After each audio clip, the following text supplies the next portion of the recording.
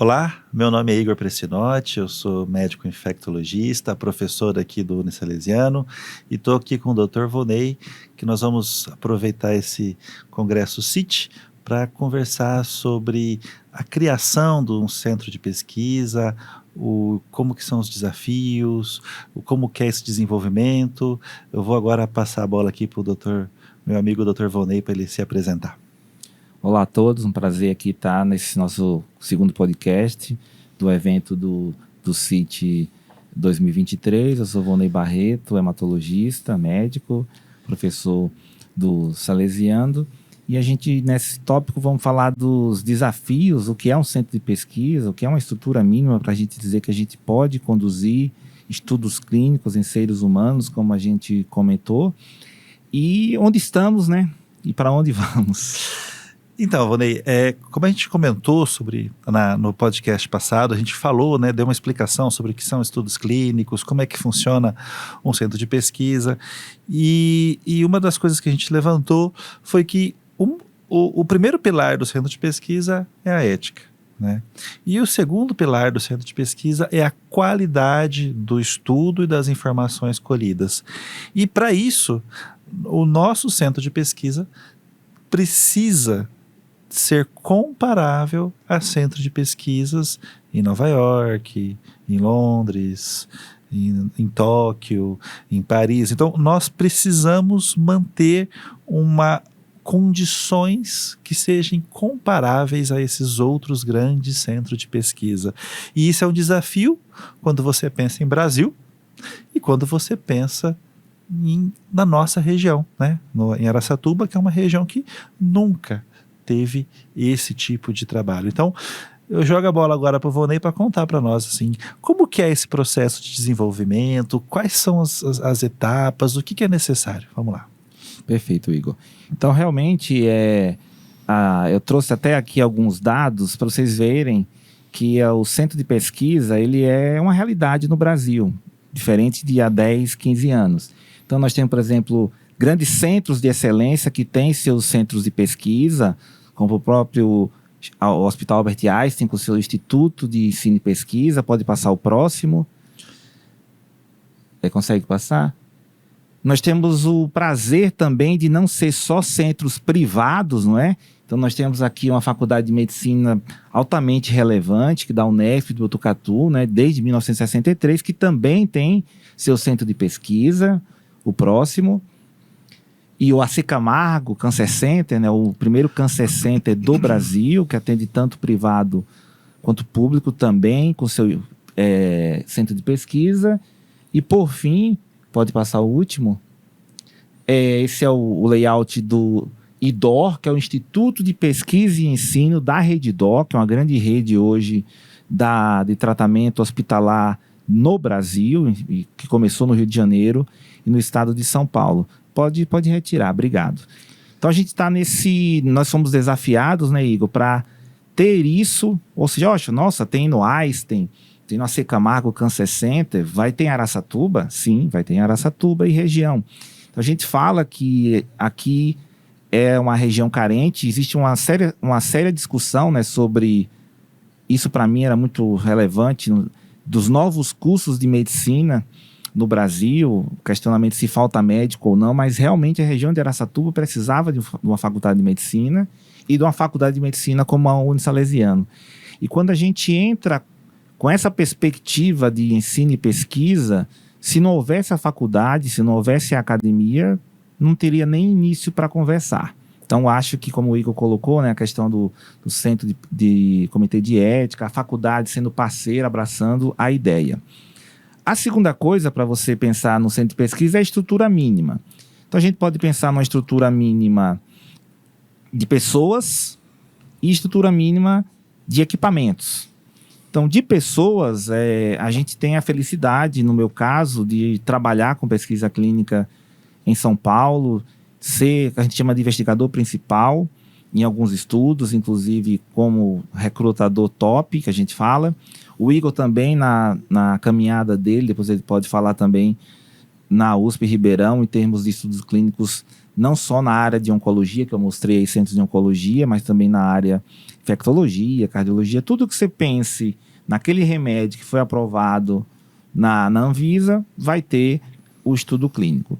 E aí a gente começou essa caminhada agregando pessoas que tenham esse perfil, porque para trabalhar com pesquisa clínica é diferente da parte assistencial. A consulta médica de um paciente com pesquisa clínica é diferente.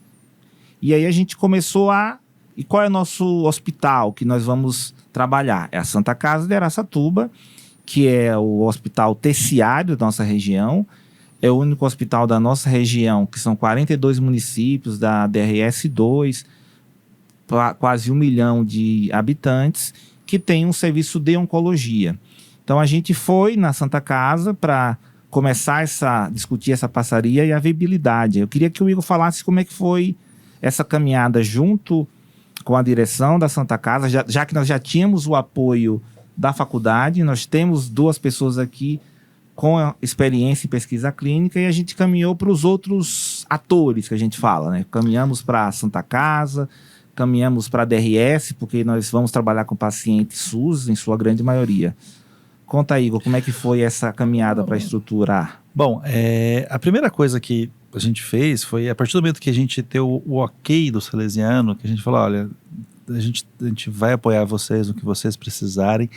A nossa próxima etapa foi, precisamos conhecer a Santa Casa, porque apesar de nós sermos médicos e morarmos em Araçatuba, quando você pensa em pesquisa clínica, a gente tem que conhecer um hospital não só na parte assistencial, mas a gente tem que conhecer o hospital na parte de gestão. Então a gente foi lá, a gente foi conhecer, a gente começou pelo serviço de oncologia, porque a oncologia é o carro-chefe das pesquisas clínicas, porque é onde mais drogas estão sendo estudadas, mais moléculas estão sendo desenvolvidas, então é ali que vai ser o nosso principal. A gente não vai se limitar à oncologia, a gente vai fazer, a nossa ideia é fazer dentro da UTI, da infectologia, na cardiologia, mas a gente começou pela oncologia, pela maioria dos estudos estarem ali.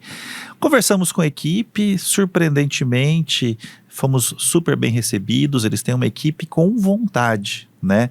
É aquilo, a Santa Casa de Araçatuba, ela tem uma macro-região muito grande. Araçatuba, você tem seus 200 mil habitantes, mas a macro-região atendida pela Santa Casa beira 1 milhão de pessoas, e é angustiante para quem está lá querendo fazer mais e não tendo muitas vezes ou recurso ou caminhos. E eu acho que quando a gente chegou lá, eu entendi dessa maneira, que eles viram a gente como um caminho para fazer mais. E aí, primeiro a gente foi conhecer como foi o que tinha ali, o que nós precisávamos fazer para estruturar.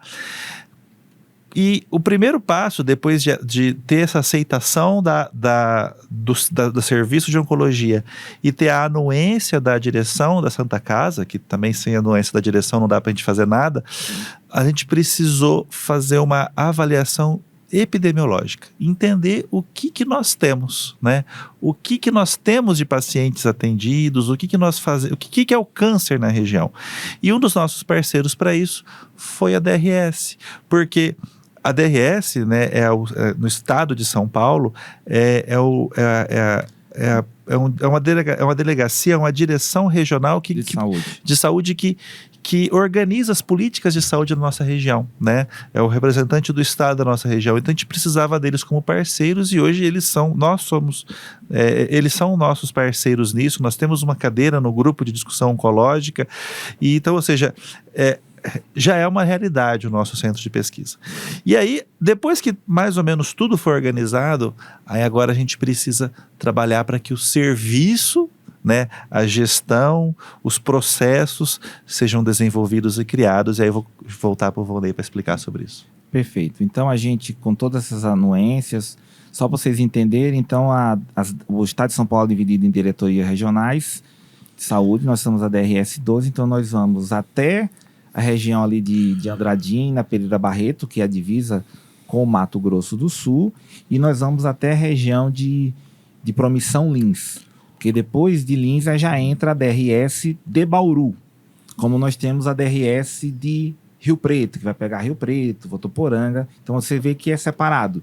E o que é que acontece? Todas as políticas públicas de saúde do SUS, da nossa DRS, envolve essa região.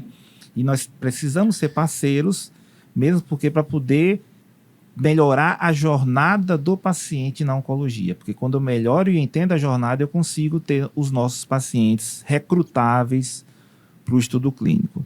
Então, como o Igor comentou, a gente tem que ter toda uma parte de processos.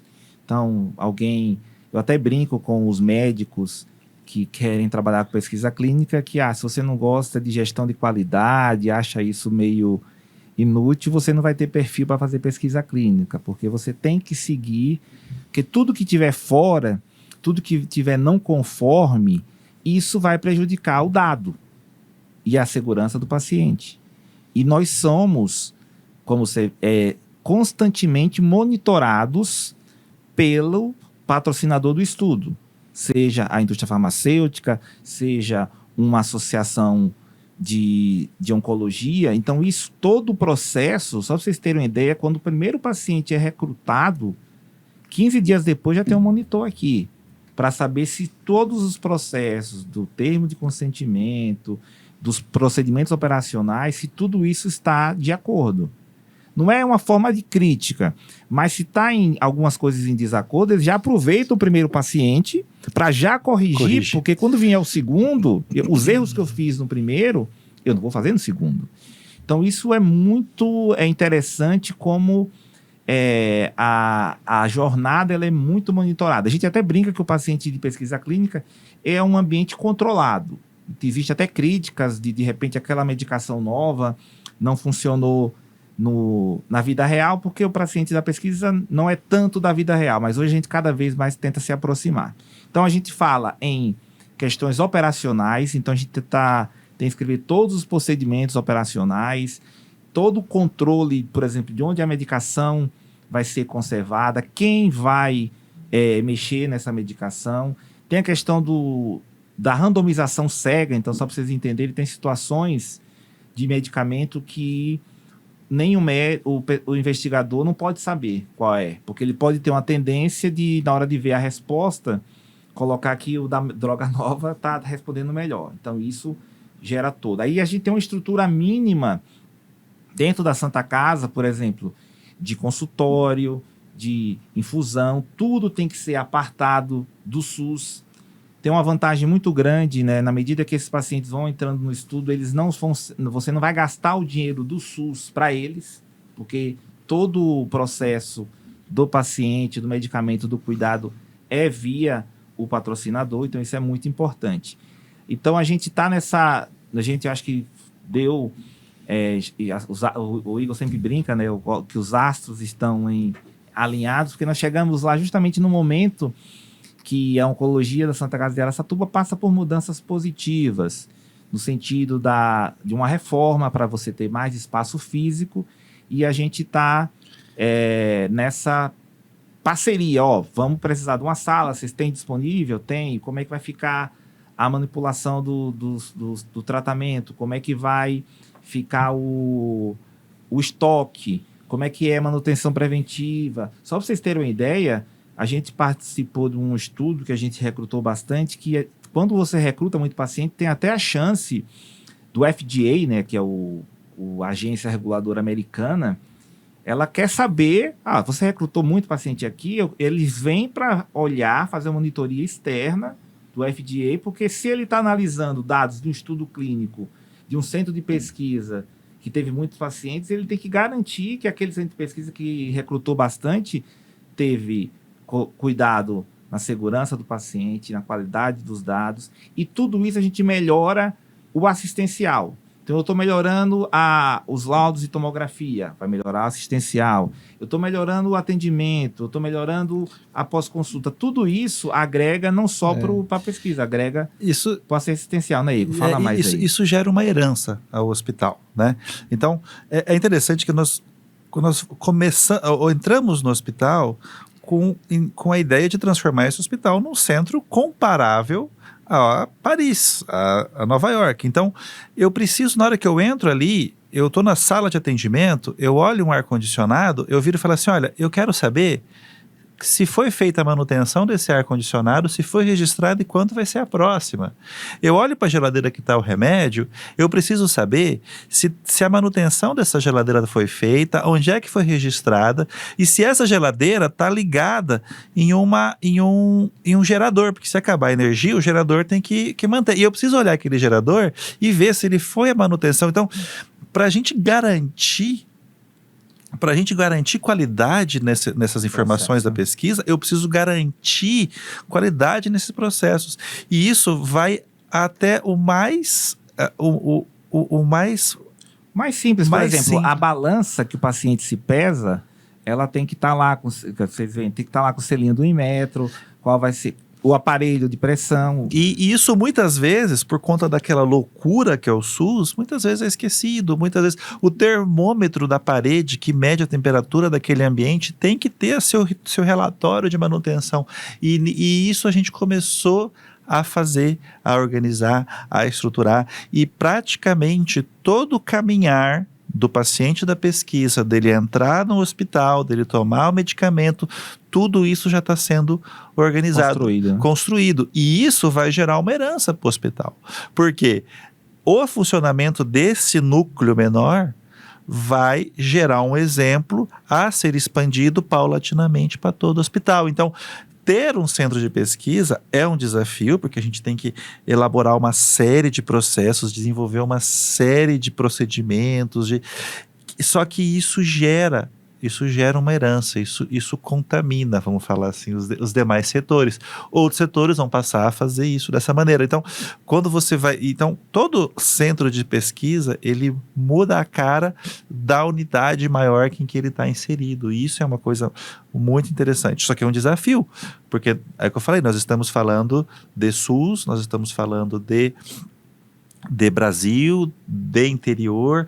Então, fazer isso é uma mudança de paradigma, é uma mudança de modelo.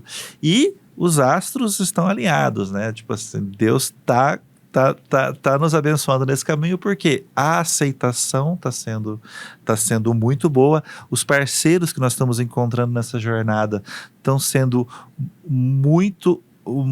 estão sendo facilitadores para esse processo, e isso é muito interessante, assim, mostra que a gente está no caminho certo, mas é um desafio e ele começa por aí, pelos processos, coordenar processos, gerenciar processos, e isso daí é uma coisa que a gente espera contaminar, né, e deixar de herança para todo o serviço. E até para a gente finalizar, nós estamos aqui no Congresso CIT 2023, pela Faculdade de Medicina Unisalesiana, e isso traz também um ganho para o aluno da medicina do Salesiano, porque eles estão lá dentro, eles já fazem o internato de 2 anos, e eles vão ter a oportunidade de também, no segundo momento, participar, acompanhar esses estudos, e nós também temos essa contrapartida da academia, da gente poder gerar informação, gerar estudos